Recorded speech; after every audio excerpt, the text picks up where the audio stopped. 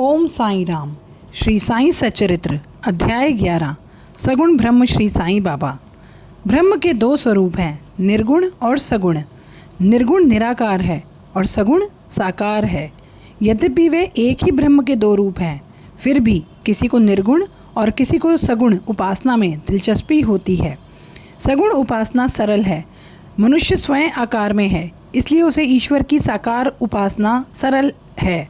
जब तक कुछ काल सगुण ब्रह्म की उपासना न की जाए, तब तक प्रेम और भक्ति में वृद्धि ही नहीं होती। सगुणोपासना में जैसे जैसे हमारी प्रगति होती है, हम निर्गुण ब्रह्म की ओर अग्रसर होते जाते हैं। इसीलिए सगुण उपासना से ही श्री गणेश करना अति उत्तम है। मूर्ति, वेदी, अग्नि, प्रकाश, सूर्य, जल और ब्राह्मण आदि सप्त उपासना की वस्तुएं होती हुए भी सगुण ही इन सब में श्रेष्ठ है। श्री साईं का स्वरूप आँखों के सन्मुख लाओ, जो वैराग्य की प्रत्यक्ष मूर्ति और अनन्य शरणागत भक्तों के आश्रयदाता हैं। उनके शब्दों में विश्वास लाना ही आसन और उनके पूजन का संकल्प करना ही समस्त इच्छाओं का त्याग है। कोई कोई श्री साईं बाबा की गणना भगवत भक्त के रूप में करता है, परंतु हम लोगों के लिए तो वे ईश्वरावतार ही हैं। वे अत्यंत क्षमाशील, शांत, सरल और संतुष्ट थे, जिसकी कोई उपमा ही नहीं दी जा सकती थी। यद्यपि वे शरीरधारी थे, पर यथार्थ में निर्गुण, निराकार, अनंत और नित्य मुक्त थे। गंगा नदी समुद्र की ओर जाती हुई मार्ग में ग्रीष्म से व्यथित अनेकों प्राणियों को शीतलता पहुंचाकर आनंदित करती है। फसलों और वृक्षों को जीवन दान देती है और प्राणियों की क्षुधा शांत करती है। उसी प्रकार साईं संत जीवन व्यतीत करते हुए भी दूसरों को सुख पहुँचाते हैं। भगवान श्री कृष्ण ने कहा है, संत ही मेरी आत्मा हैं, वे मेरी जीवित प्रतिमा और मेरे ही विशुद्ध रूप हैं। मैं स्वयं वही हूँ। ये अवर्णनीय शक्तियाँ या ईश्वर की शक्ति जो सत्य चित आनंद है, शिरडी में साईं रूप में अवतीर्ण हुई थी। श्रुति में ब्रह्म को आनंद कहा गया है। अभी तक यह विषय केवल पुस्तकों में पढ़ते और सुनते थे, परंतु भक्तगण ने शिरडी में इस प्रकार का प्रत्यक्ष आनंद पा लिया। बाबा सबके आश्रयदाता थे, उन्हें किसी की सहायता की आवश्यकता न थी। उनके बैठने के लिए भक्तगण एक मुलायम आसन और एक बड़ा तकिया लगा देते थे।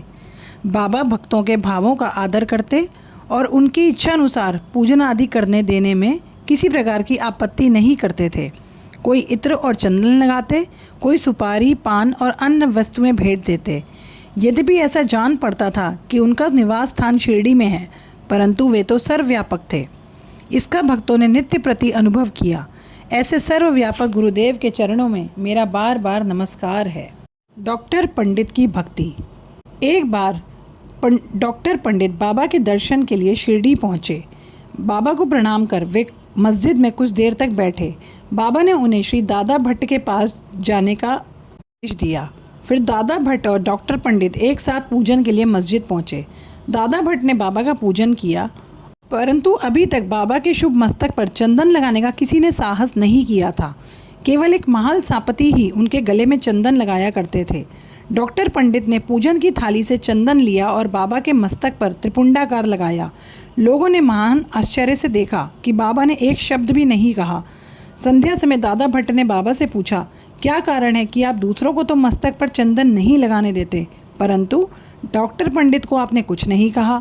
बाबा कहने लगे, डॉक्टर पंडित ने मुझे अपने गुरु काका पुराणिक के ही देखा था और अपने गुरु के ऊपर जिस तरह वे चंदन लगाते थे, उसी भावना से उन्होंने मेरे मस्तक पर चंदन लगाया। तब मैं भला उन्हें कैसे रोक सकता था।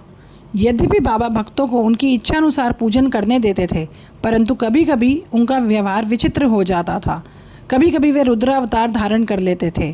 कभी वे भक्तों को झिड़कते तो कभी मोम की तरह नरम होकर शांति और क्षमा की मूर्ति हो जाते थे। कभी कभी क्रोधावस्था में कंपायमान हो जाते, उनके लाल नेत्र चारों ओर घूमने लगते थे। तथापि उनके अंतःकरण से प्रेम और मातृ स्नेह का स्रोत बहा ही करता था। भक्तों को बुलाकर वे कहा करते थे कि उन्हें तो कुछ भी ज्ञात ही नहीं है कि वे कब उन पर क्रोधित हुए। वे तो भक्तों के समीप ही रहते थे और जब भक्त उन्हें पुकारते तो वे तुरंत ही उपस्थित हो जाते थे। हाजी सिद्दीकी फाल्के। कल्याण निवासी एक यवन हाजी सिद्दीकी फाल्के मक्का शरीफ की हज करने के बाद शिरडी आए। वे चावड़ी में उत्तर की ओर रहने लगे। वे मस्जिद के सामने खुले आंगन में बैठा करते थे। बाबा ने उन्हें 9 माह तक मस्जिद में प्रविष्ट होने की आज्ञा न दी और ना ही मस्जिद की सीढ़ी चढ़ने दी। फाल्के बहुत निराश हुए और कुछ निर्णय न कर सके कि कौन सा उपाय करूं। लोगों ने उन्हें सलाह दी, आशा न त्यागो, श्यामा श्री साईं बाबा के भक्त हैं, तुम उनके द्वारा बाबा के पास पहुंचने का प्रयास करो। जिस प्रकार भगवान शंकर के पास पहुंचने के लिए नंदी के पास जाना आवश्यक होता है, उसी प्रकार बाबा के पास भी श्यामा के द्वारा ही पहुंचना चाहिए। फाल्के को यह विचार उत्तम लगा। उन्होंने श्यामा से सहायता मांगी। श्यामा ने आश्वासन दिया कि वे अवसर पाकर बाबा से इस प्रकार बोलें कि बाबा, आप उस बूढ़े हाजी को मस्जिद में किस कारण नहीं आने देते? अनेक भक्त स्वेच्छापूर्वक आपके दर्शन को आया जाया करते हैं, कम से कम एक बार तो उसे आशीष दे दो। बाबा बोले, श्यामा, तुम अभी नादान हो, ये फ़कीर नहीं आने देता तो मैं क्या करूं? इनकी कृपा के बिना कोई भी मस्जिद की सीढ़ी नहीं चढ़ सकता। अच्छा, तुम उससे पूछ के आओ कि क्या वह 12वीं कुएं की निचली पगडंडी पर आने को सहमत है। श्यामा स्वीकारात्मक उत्तर लेकर पहुंचा। फिर बाबा ने पुनः श्यामा से कहा कि उससे फिर पूछो कि क्या वह मुझे 4 किश्तों में 40,000 रुपये देने को तैयार है। बाबा श्यामा का उत्तर लेकर लौटे कि आप कहें तो मैं 40 लाख देने को तैयार हूँ। मैं मस्जिद में एक बकरा हलाल करने वाला हूँ, उससे पूछो उसे क्या रुचिकर होगा, बकरे का मांस, नाद या अंडकोश। श्यामा ये उत्तर लेकर लौटे कि यदि बाबा के भोजन पात्र में से एक ग्रास भी मिल जाए तो हाजी अपने को सौभाग्यशाली समझेगा। यह उत्तर पाकर बाबा उत्तेजित हो गए और उन्होंने अपने हाथ से मिट्टी का बर्तन उठाकर फेंक दिया। अपनी कफनी उठाकर सीधे हाजी के पास पहुँचे और कहने लगे, व्यर्थ की नमाज क्यों पढ़ते हो? अपनी श्रेष्ठता का प्रदर्शन क्यों करते हो? ये वृद्ध हाजियों के समान वेशभूषा तुमने क्यों धारण की? क्या तुम कुरान शरीफ का इसी प्रकार पठन करते हो? तुम्हें अपने पक्का हज का अभिमान हो गया है, परंतु तुम मुझसे अनभिज्ञ हो। इस प्रकार डांट सुनकर हाजी घबरा गया। बाबा मस्जिद को लौट आए और कुछ आमों की टोकरियाँ खरीदकर हाजी के पास भेज दी। वह स्वयं भी हाजी के पास गए और अपने पास से 55 रुपये निकालकर उसे दिए। इसके बाद से ही बाबा हाजी से प्रेम करने लगे और अपने साथ भोजन करने को बुलाने लगे। अब हाजी भी अपनी इच्छा अनुसार मस्जिद में आने जाने लगे। कभी कभी बाबा उन्हें कुछ रुपये भी भेंट में दिया करते थे। इस प्रकार हाजी बाबा के दरबार में सम्मिलित हो गए। बाबा का तत्वों पर नियंत्रण। बाबा के तत्व नियंत्रण की 2 घटनाएं सामने आई हैं। एक बार संध्या समय शिरडी में भयानक झंझावत आया। आकाश में घने और काले बादल छाए हुए थे। पवन झकोर रहा था, बादल गरज रहे थे और बिजली चमक रही थी। मूसलाधार वर्षा आरंभ हो गई। जहाँ देखो वहाँ जल ही जल दिखाई देता था। सभी पशु पक्षी शिरडीवासी भयभीत होकर मस्जिद में एकत्रित हुए। शिरडी में देवियाँ तो अनेकों हैं, परंतु उस दिन सहायता के लिए कोई ना आई। इसलिए सभी ने भगवान साईं से, जो भक्ति के ही भूखे थे, संकट निवारण करने की प्रार्थना की। बाबा को भी दया आ गई। वे बाहर निकले। मस्जिद के समीप खड़े होकर उन्होंने बादलों की ओर दृष्टि कर गरजते हुए कहा, बस शांत हो जाओ। कुछ समय के बाद ही वर्षा का जोर कम हो गया और पवन मंद पड़ गई। आंधी भी शांत हो गई।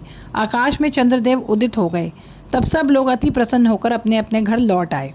एक अन्य अवसर पर मध्याह्न के समय धूनी की अग्नि इतनी प्रचंड होकर जलने लगी कि उसकी लपटें ऊपर छत तक पहुंचने लगी। मस्जिद में बैठे हुए लोगों की समझ में न आता था कि जल डालकर अग्नि शांत कर दें अथवा कोई अन्य उपाय काम में लावें। बाबा से पूछने का साहस भी कोई नहीं कर पा रहा था, परंतु बाबा शीघ्र परिस्थिति को जान गए। उन्होंने अपना सटका उठाकर सामने के खंभे पर बलपूर्वक प्रहार किया और बोले, नीचे उतरो और शांत हो जाओ। सटके की प्रत्येक ठोकर पर लपटें कम होने लगी और कुछ ही मिनटों में धूनी शांत हो गई। श्री साईं ईश्वर के अवतार हैं। जो उनके सामने नत होकर उनके शरणागत होगा, उस पर वे अवश्य कृपा करेंगे। जो भक्त इस अध्याय की कथा को प्रतिदिन श्रद्धा और भक्तिपूर्वक पठन करेगा या सुनेगा, उसका दुखों से शीघ्र ही छुटकारा हो जाएगा। केवल इतना ही नहीं, वरन उसे श्री साईं चरणों का स्मरण बना रहेगा और उसे अल्पकाल में ही ईश्वर दर्शन की प्राप्ति होकर उसकी समस्त इच्छाएं पूर्ण हो जाएंगी। इस प्रकार वह निष्काम बन जाएंगे। श्री सद्गुरु साईनाथार्पण मस्तु। शुभम भवतु। अध्याय 11 समाप्त। ओम साई राम।